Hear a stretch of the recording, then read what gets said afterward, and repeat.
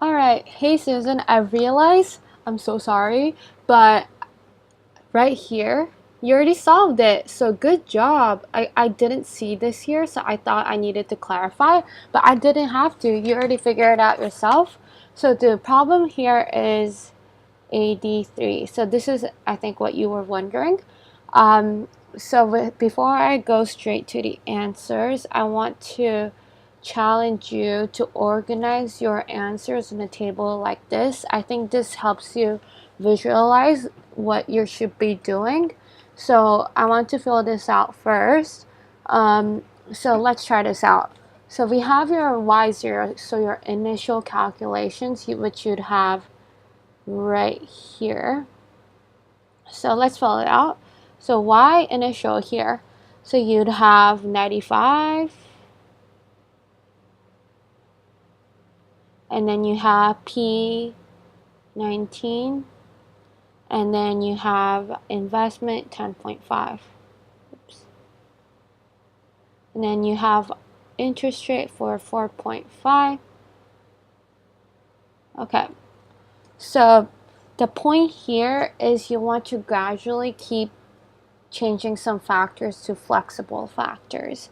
So your initial one, so your Y1, you'd keep your price fixed, you'd keep your investment fixed, and you also keep your R fixed. So the problem here is when I mean by fixed is right here, 23 minus 0.1y. So this is when you make investment dependent on y, you're technically making it flexible. So it's dependent on your y value, which is not fixed. So to keep this part fixed, so you pull this investment 10.5 and plug it in for your your y1 calculations. So instead of having 33 plus 0.81y plus this function here, you'll plug in 10.5 instead to keep it fixed. And same with interest rate as well. So now that's done, and then you keep price. Instead of keeping it fixed, you make it flexible. So that's what you did here. So now you calculated your new price, so that goes here. So 20.5. Oops. Wait. So that goes here. But even if you keep price flexible now, you still have your investment and your R fixed.